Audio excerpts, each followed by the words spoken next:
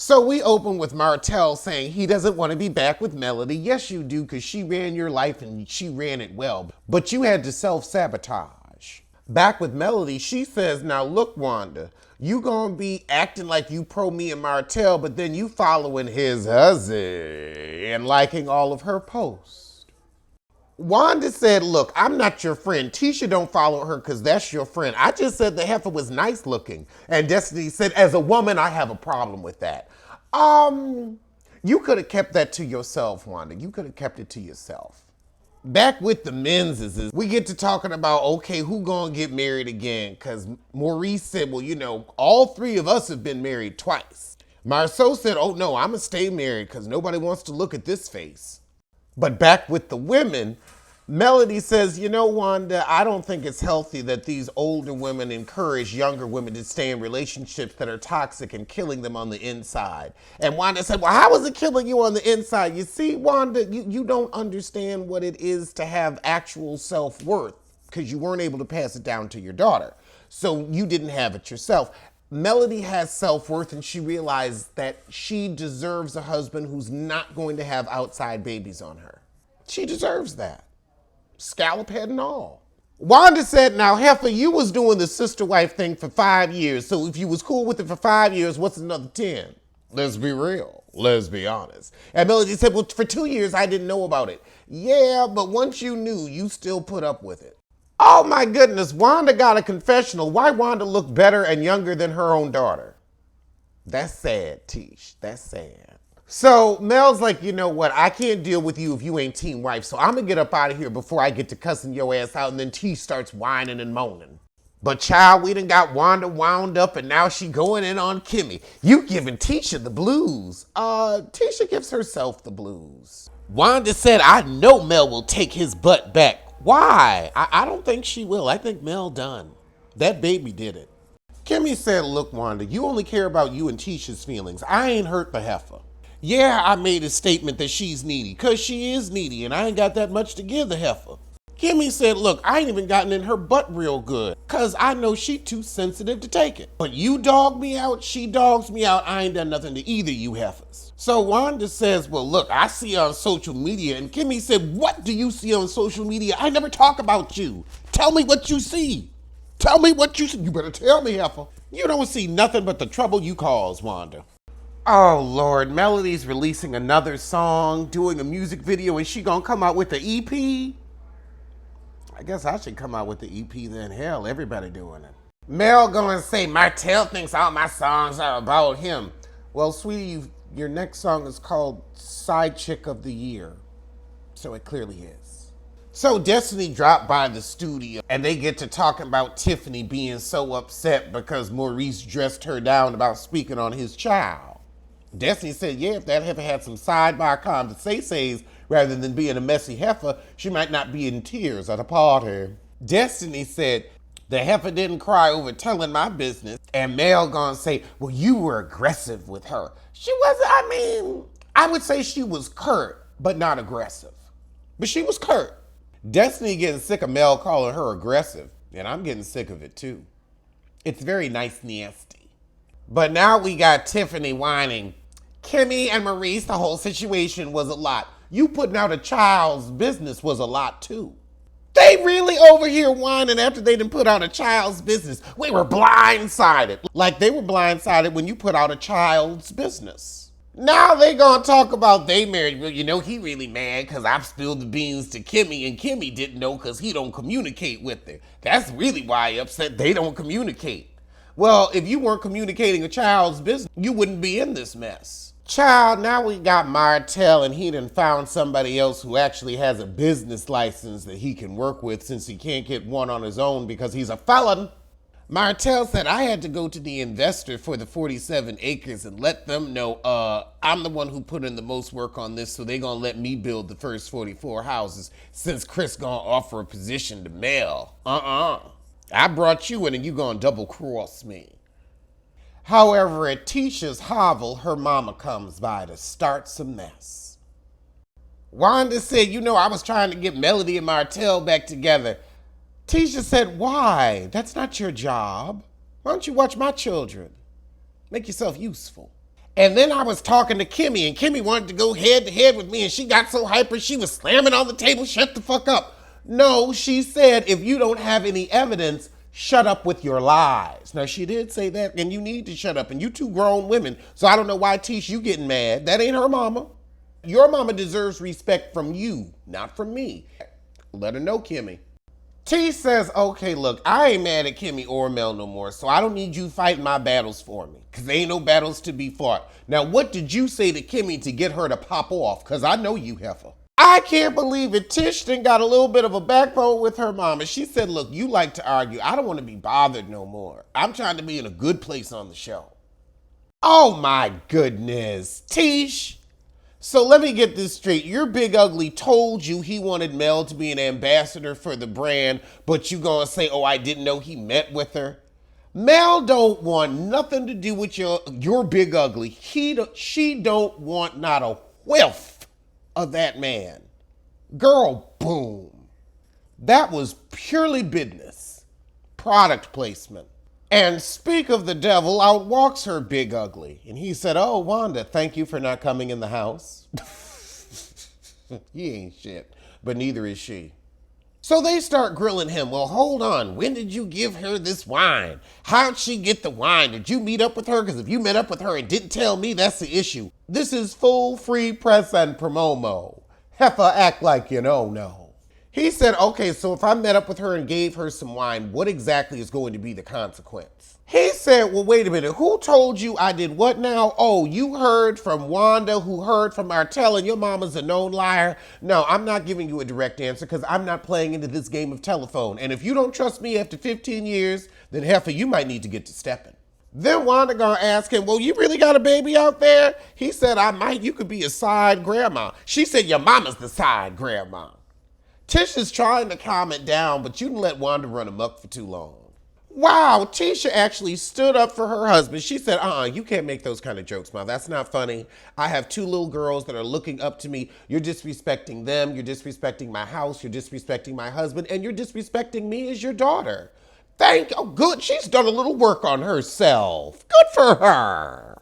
So Tisha go in the house. She like, look, I ain't playing these games. Wanda like, well, I mean, I guess if you want to keep them, you can keep them, but I think you could do better.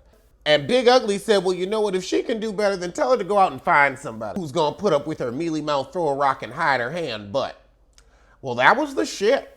But I'm going to see you soon. For power. So we open with a disheveled Rock coming out of the hospital. So Rock calls her younger brother on the cell phone, and he's like, okay, I'm ready to do this, but this is going to change everything. Meanwhile, across town, the drug and go operation at the gas station is moving flawlessly. So we see the younger brother creeping into this guy's apartment while he's in the middle of having a fresh cup of puss. And I'm like, you hear this Tommy gun going off. How do you miss? How do you miss? Dude. Child, then he getting return fire. I don't know how you miss when you got the sneak tip advantage. This fool then hopped out the window. Child Unique is running down the street with his robe just flailing. He's like, you ain't getting me. I don't think that was Unique. I don't know who that was. Oh, so apparently the snitch survived. He just lost an eye and a kidney. Good Lord. Rock tell Kanan, look, yeah, you know, he got messed up, but he a soldier. He gonna be all right. Now let's go to this dinner with your heifer. Oh, and Kanan invited Symphony to make it a double date. Rock said, oh, hell no, I'm out of here. So Symphony run out after her, and he's like, look, I love Hall & Oates. Sarah Smile is my jam. Okay. So he apologized and give her a little Sarah Smile rendition, and she's like, ooh, honey, that's singing so bad, let's just go eat so I don't got to hear no more of this. So we have a nice dinner, and Kanan's like, okay, look, y'all go do your old folks thing, and we gon', get it popping. Rock said, look, I may not be a young mom, but don't make me no young grandmama. Wrap it up. Back with the baby Liz, she's still inviting her to the debutante ball, but didn't your parents put the kibosh on that relationship? Ain't they gonna be there? I don't know, child. Aw, the baby Lizzes have called each other girlfriends for the first time. However, back with Kanan and Davina, Davina said, I done heard Famous's song. It sounds like he was there when Buck got shot. What's up, fool? So now Kanan ain't getting no puss. He's like, the song was made up. Famous ain't in that life. She's like, yeah, but you are. I'm gonna see you at school. I just wanted a free dinner. So the next day, Rock meets with her brothers, and the older brother's asking, how did you miss him in his bedroom? He said, I never missed, the gun must have jammed. However, across town, Jukebox is shopping for a dress for the debutante ball. Kanan walks up to Famous at the arcade and says, I told you that song was going to be an issue. I done lost puss because of you. Back at the stash house, Kanan's gas station is going very well, and he's like, oh, we've got some new ingredients? Well, let's cook it up. Hey, young buck, you don't run stuff. He said, this is all my idea. The gas station, the candy bars, all of it. So now we at the bodega, and the bodega heifer giving her the information to meet the cousin, and she's like, I picked you to work with you because you a woman and you know how these men be. And she said, girl, I got you. You ever need a favor, you just call me. Get rid of that husband. So Kanan runs into Jukebox a little later, and she's like, I need a place to get ready, but I can't do it at my house because my dad's gonna mess with me. He said, oh, then do it at the house, and hands her the keys. But child, now Omar Epps pulls up, and he's like, you ask your mom about me? No, fool. Looks like Kanan might have cooked up a bad batch with that extra ingredient because we seeing crackheads dropping like flies. Back with the baby Leses, they making plans to meet up at the debutante ball. However, Jukebox lets her know, I'm done with boosting because I've fallen in love with you. So Jukebox runs to go get a pretzel for them, and the white heifer goes to put a little card in her backpack, and then she discovers the crack that Kanan passed to her when Omar Epps came up on him. So this heifer gonna take the damn crack. Why you gonna put it in your pocket? Leave it where you found it. Back at Kanan's, the older brother is picking him up, but for what? So they take him to the crack house where everybody's dying from his bad stuff. Kanan said, oh my goodness, we've got to warn people. Now you want to have a conscience? The old uncle's like, look, we ain't saying nothing to nobody. We gonna burn what we have in this left. I don't know how you kill people with crack, but that's the whole beauty of it. They steal and they keep chasing that high. Now you done killed our customers. Now we got Rock meeting with her new connect at a fight. A boxing match. And she got the younger brother with him, and he's like, oh yeah, I got a brother that works for BMG. I like that song, Streets Need a Body, Streets Need a Body. However, with the white baby Les, her mama come in and say, let me give you some condoms so you don't end up preggers. And she says, honey, I'm a lesbian. A lesbian. The only thing I have to worry about is scissoring brush burn. However, with Rock and Symphony post-coitus, she asked him, you want a baby? You good with my kid? I could pop out another one for you. However, across town, the younger brother is at the diner getting a club sandwich, and who should roll up but Neek? So he tell him, look, Rock is gonna lose. She ain't got no supply. She ain't got no corners. Neek said, look, get with this winning team. I need you in my organization, and you got that music side hustle so we can launder our money. So the little brother's like, look, you too bitch made for me to get down with you. It ain't even crossing my sister. It's you too bitch made. But now we go over to Jukebox, and honey, she is giving us Diane Keaton. She's got on her Whitney Houston tuxedo, honey. She is giving Butch. It's very raw.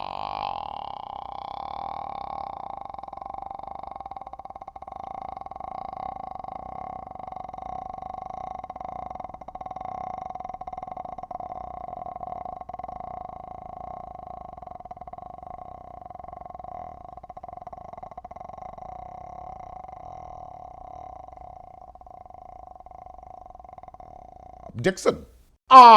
We see Jukebox come out to Rock, and Rock's like, who you going with? And she said, her name is Nicole. Rock says, shoot, Nicole, lucky you looking good, girl. I love to see it. Back at the white baby Les's house, she listened to the song that Jukebox done recorded for her.